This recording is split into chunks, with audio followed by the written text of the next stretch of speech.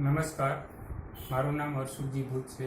હું જૂનાગઢ જિલ્લાના વિસાવદર બ્લોકના નાના કોટડા ક્લસ્ટરમાં દિવ્યાંગ વિદ્યાર્થીઓના અભ્યાસ માટેની મારી ફરજ બજાવું છું.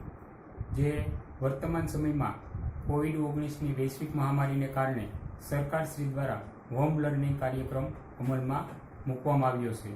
એટલે આ હોમ લર્નિંગ કાર્યક્રમ દ્વારા યુટ્યુબના માધ્યમથી હું માનસિક ક્ષતિ ધરાવતા જે બાળકો છે એના અભ્યાસ માટે હું આપના સુધી પહોંચવાનો પ્રયત્ન કરીશ. સામાન્ય રીતે સામાન્ય બાળક કરતાં જે કોઈપણ પ્રકારની વિકલાંગતા ધરાવતા બાળકો હોય એના માટેની અભ્યાસની બાબત એ અલગ પડતી હોય છે. અહીંયા આપણે માનસિક ક્ષતિ ધરાવતા જે બાળકો છે એના અભ્યાસ વિશે વિચારીએ તો માનસિક ક્ષતિ ધરાવતા બાળકોનો વિકાસ ખૂબ જ ધીમો હોય છે. તેઓની ગ્રહણ શક્તિ ખૂબ જ ધીમી હોય છે. માટે તે તેમના વિવિધ જે જીવન કૌશલ્યો છે આ ઉપરાંત વિવિધ બાબતોમાં એમનો વિકાસ ખૂબ જ ધીમો હોય અને આપણે એની સાથે રહી અને ટેકારૂપ સહાય આપવી પડતી હોય છે. જે બાળકના વિવિધ જીવન કૌશલ્યોમાંનું એક કૌશલ્ય છે એ ભાષાકીય ખ્યાલોનો વિકાસ એ હું અહીં સમજાવવાનો પ્રયત્ન કરીશ. તો આજનો મારો વિષય છે કે ભાષાના ખ્યાલોનો વિકાસ. હવે જો આ ભાષાકીય ખ્યાલોનો વિકાસ કરવો હોય તો બાળકનું સૌપ્રથમ એના પાયાના જે બાબત છે એટલે પાયાની બાબત કઈ તો કે સ્વર અને વ્યંજન એ આપણે એને સૌપ્રથમ શીખવવા પડે છે.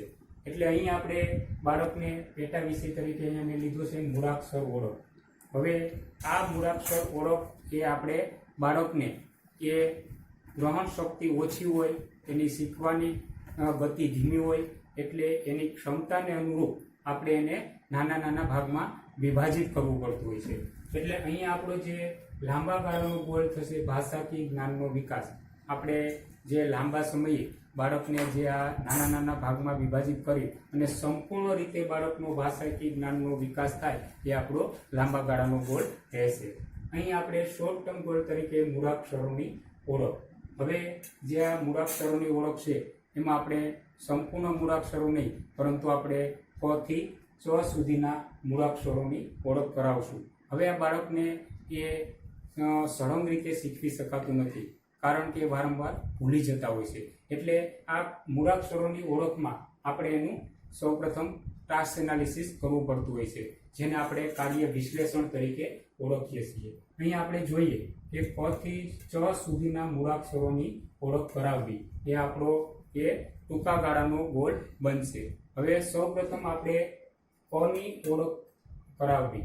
હવે બાળકને જે ક મૂળાક્ષર છે એની ઓળખ કરાવવામાં આપણે વારંવાર એને શીખવવું પડતું હોય છે અને બતાવવું પડતું હોય છે, વારંવાર બોલવું પડતું હોય છે અને એકને એક બાબતનું વારંવાર પુનરાવર્તન કરવું પડતું હોય છે કારણ કે એ વારંવાર ભૂલી જતું હોય છે.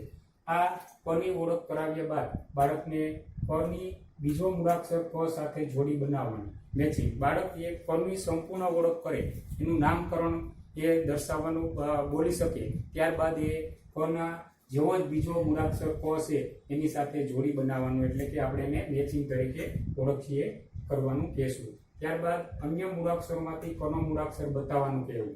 એટલે બીજા બધા મૂળાક્ષરોમાંથી બાળકે કનો અલગ મૂળાક્ષર જે એ આપણને બતાવી શકે તો આપણે એને પોઇન્ટિંગ થયું કહેવાય.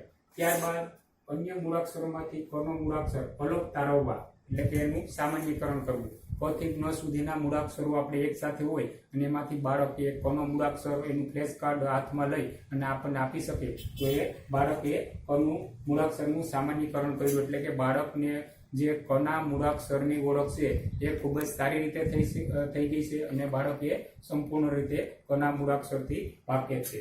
ત્યારબાદ આપણે આ જ રીતે કના જે મૂળાક્ષર છે એ આપણે આગળ જે રીતે કનો મૂળાક્ષર શીખવો એ જ રીતે કના મૂળાક્ષરની ઓળખ, નેમિંગ, મેચિંગ, પોઇન્ટિંગ, સામાન્યકરણ કરાવશું. ત્યારબાદ ગના જે મૂળાક્ષરની ઓળખ છે એ પણ આપણે આગળના મૂળાક્ષરોની ઓળખ કરાવીએ એ રીતે એનું ઓળખ, ત્યારબાદ એનું નેમિંગ, મેચિંગ, પોઇન્ટિંગ, સામાન્યકરણ કરાવશું.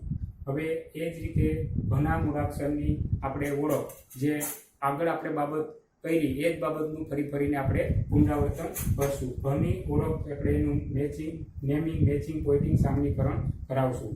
ત્યારબાદ ચના મૂળાક્ષરની ઓળખ પણ આગળની જેમ જ આપણે કરાવશું. ચના મૂળાક્ષરની ઓળખ, નેમિંગ, મેચિંગ, પોઇન્ટિંગ, સામાન્યીકરણ કરાવશું. આ રીતે આપણે અહીં બાળકની જે શીખવાની ક્ષમતા ઓછી છે માટે આપણે ક થી ચ સુધીના મૂળાક્ષરો અહીંયા આપણે લીધા છે અને એનું આપણે ભાગ પાડ્યા છે. ત્યારબાદ આ જ રીતે આપણે ક થી ન સુધીના મૂળાક્ષરો અને અ થી અહ સુધીના સ્વરની ઓળખ કરીને બાળકની ભાષાનો વિકાસ કરી શકીએ.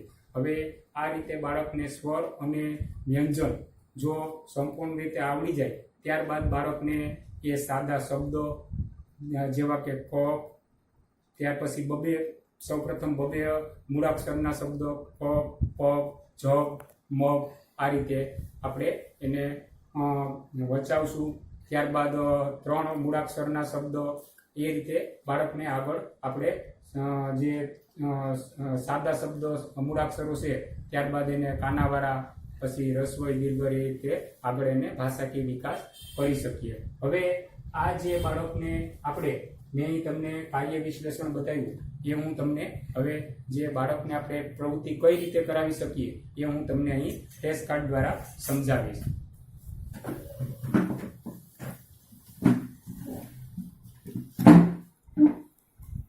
સર્વપ્રથમ બાળકને આપણે કના મૂળાક્ષરનું ફ્લેશ કાર્ડ બતાવવાનું. વારંવાર આપણે એને આ બતાવવાનું ને બોલવાનું કે આ કનો મૂળાક્ષર છે. આ બાળક ઓળખી જાય ત્યારબાદ આપણે કના મૂળાક્ષરને બીજા મૂળાક્ષરો સાથે એનું મેચિંગ કરતા શીખવવું. હવે બાળકને કહેવાનું કે આ જે કનું ફ્લેશ કાર્ડ આ મૂળાક્ષર છે આના જેવું જો બીજો કયો આમાં મૂળાક્ષર છે એટલે બાળકને એ આપણે ફ્લેશ કાર્ડ હાથમાં દેશું એટલે એ કના મૂળાક્ષર ઉપર મૂકશે. આ રીતે જો બાળક એ મૂકી શકે તો એ એનું મેચિંગ કરી શકે છે એમ કહી શકીએ. ત્યારબાદ આમાંથી આપણે જે મૂળાક્ષરો ક થી ચ છે એમાં બાળકને કહેવાનું કે આમાંથી કનો મૂળાક્ષર કયો છે એટલે બાળક આ રીતે જો એ આંગળી મૂકી કના મૂળાક્ષરના ફ્લેશ કાર્ડ ઉપર અને એ બતાવી શકીએ તો આપણે એનું પોઇન્ટિંગ થયું કહી શકીએ.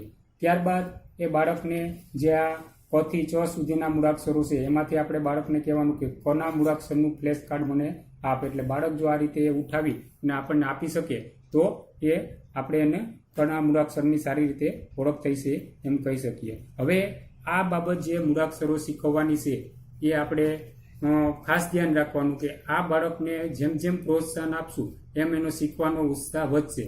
જેમ જેમ બાળક આપણને મૂળાક્ષર શીખવવામાં આપણને સાથ સહકાર આપે એમ બાળકને દર વખતે જેમ જેમ બાળક એ પોતાનો પ્રવૃત્તિમાં સામેલ હોય એમાં દરેક બાબતમાં આપણે એનો ઉત્સાહ વધારવા માટે શાબ્દિક પ્રોત્સાહન આપવું એ ખૂબ જ અગત્યનું છે.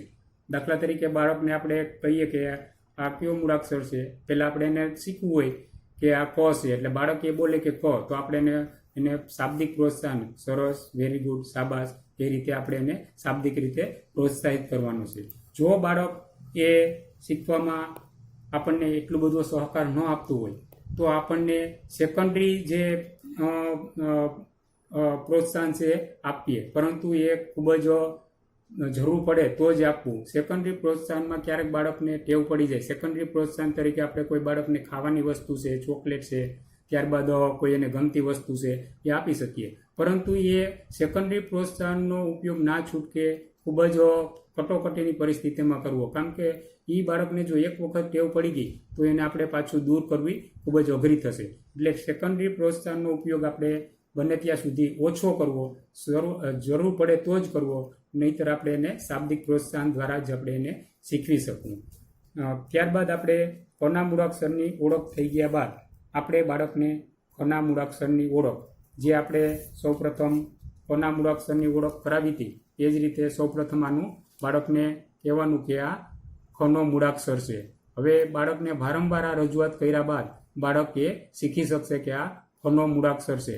આ ખના મૂળાક્ષરની બાળકે ઓળખ કર્યા બાદ આપણે ફરીથી ફ્લેશ કાર્ડ બતાવવાનું, બાળકને કહેવાનું કે આ કયો મૂળાક્ષર છે એટલે બાળક બોલે કે ખ તો આપણને એનું નામકરણ, એનું નેમિંગ કર્યું એ કહી શકીએ. ત્યારબાદ જ્યારે આપણે બાળકને વિવિધ જે મૂળાક્ષરો છે એનું આપણે રજૂઆત કરી અને બાળકને કહેવાનું કે આના જેવો બીજો મૂળાક્ષર આમાં કયો છે એટલે બાળક જો આ રીતે ખના મૂળાક્ષર ઉપર એ ફ્લેશ કાર્ડ મૂકે તો આપણે એનું મેચિંગ થયું કહી શકીએ. ત્યારબાદ આપણે બાળકને કહેવાનું કે આમાંથી ખનો મૂળાક્ષર કયો છે, એટલે બાળક જો આંગળી દ્વારા બતાવી શકે તો એ ખના મૂળાક્ષરનું આપણે પોઇન્ટિંગ થયું કહી શકીએ. ત્યારબાદ બાળકને કહેવાનું કે જે આ મૂળાક્ષરો છે એમાંથી ખના મૂળાક્ષરનું ફ્લેશ કાર્ડ મને આપ. એટલે બાળક જો આ રીતે હાથમાં ઉઠાવીને ખના મૂળાક્ષરનું આપણને હાથમાં આપે તો એનું સામાન્યકરણ થયું કહેવાય.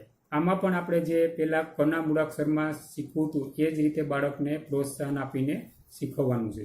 ત્યારબાદ આપણે જે ગનો મૂળાક્ષર છે એના આપણે આગળના જે મૂળાક્ષરોમાં આપણે શીખવું એ જ રીતે આપણે બાળકને ગનો મૂળાક્ષર એ શીખવશું. ગના મૂળાક્ષરની પણ આપણે સૌપ્રથમ બાળકને ઓળખ કરાવશું. ત્યારબાદ એનું મેચિંગ, પોઇન્ટિંગ અને સામાન્યકરણ કરાવશું. હવે જે આ ગનો મૂળાક્ષર શીખી લીધું ત્યારબાદ આપણે બાળકને આગળ ઘના મૂળાક્ષરની ઓળખ કરાવશું. ઘના મૂળાક્ષરમાં પણ આપણે બાળકને જે પહેલાં ક, ખ, ગ જે મૂળાક્ષર શીખવા એમાં જે પદ્ધતિ દ્વારા શીખવા એ જ પદ્ધતિ દ્વારા આપણે બાળકને ઘના મૂળાક્ષરની ઓળખ, એનું નેમિંગ, મેચિંગ, પોઇન્ટિંગ અને સામાન્યકરણ કરાવશું. હવે આ ઘના મૂળાક્ષરની ઓળખ બાળકને થઈ ગયા બાદ આપણે ચના મૂળાક્ષરની ઓળખ કરાવશું. ચના મૂળાક્ષરમાં પણ આપણે જે ક થી ઘ સુધીના મૂળાક્ષરો શીખવાશે એ જ રીતે બાળકને આપણે ચના મૂળાક્ષરોની ઓળખ કરાવશું. ત્યારબાદ આપણે બાળકને એનું નેમિંગ, મેચિંગ અને પોઇન્ટિંગ કરાવશું અને સામાન્યકરણ કરાવશું. હવે ચના મૂળાક્ષરની બાળકને ઓળખ થઈ કે નહીં એની આપણે તપાસ કરવી હોય તો બાળકને આપણે બતાવવાનું કે આમાંથી ચોનો મૂળાક્ષર કયો છે. એટલે બાળક જો એમ બતાવી શકે કે આ ચોનો મૂળાક્ષર છે તો આપણે એને આપણે કહી શકીએ કે બાળકને ચના મૂળાક્ષરની ઓળખ સારી રીતે થઈ શકી છે.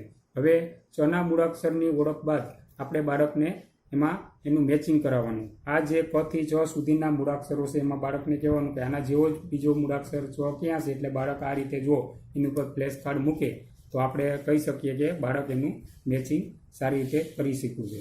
ત્યારબાદ આપણે બાળકને જે આ ક થી ચના મૂળાક્ષરો છે એમાંથી બતાવવાનું કહેવાનું કે આમાંથી ચનો મૂળાક્ષર બતાવવું જોઈએ. એટલે બાળક જો આ રીતે ચનો મૂળાક્ષર ઉપર આંગળી મૂકે તો આપણે બાળકને ચના મૂળાક્ષરનું પોઇન્ટિંગ કર્યું કહેવાય. ત્યારબાદ આ ક થી ચના મૂળાક્ષરોમાં આપણે બાળકને કહેવાનું કે ચનો મૂળાક્ષરમાં મને એનું ફ્લેશ કાર્ડ આપજો. એટલે બાળક જો આ રીતે ચનો મૂળાક્ષરનું ફ્લેશ કાર્ડ ઉઠાવીને આપણને હાથમાં આપે તો આપણે એનું કહી શકીએ કે બાળકે ચના મૂળાક્ષરનું સામાન્યકરણ સારી રીતે કરી શક્યો છે. હવે આ રીતે બાળકને ક થી સ સુધીના મૂળાક્ષરોની ઓળખ કરાવ્યા બાદ બાળકને જે આગળના મૂળાક્ષરો માટે આપણે એનો ત્યાર પછીનો શોર્ટ ટર્મ ગોલ લઈ શકીએ. આ રીતે ક થી ન સુધીના મૂળાક્ષરો અને અ થી અ સુધીના સ્વર અને વ્યંજન શીખવી શકીએ. આ રીતે બાળકને સંપૂર્ણ રીતે એ સ્વર અને વ્યંજનની ઓળખ આપ્યા બાદ બાળકના જે આગળના ભાષાકીય વિકાસમાં એને સાદા શબ્દો, ત્યાર પછી સૌપ્રથમ આપણે 2 મૂળાક્ષરના શબ્દો, ત્યાર પછી 3 મૂળાક્ષરના શબ્દો, ત્યાર પછી અઘરા શબ્દો, કાનાવાળા, રસ્વઈ, દીર્ઘઈ, આ રીતે બાળકને એ ઓળખ કરાવી અને એનું આપણે એનો ભાષાકીય વિકાસ સંપૂર્ણ રીતે કરી શકીએ. અસ્તુ.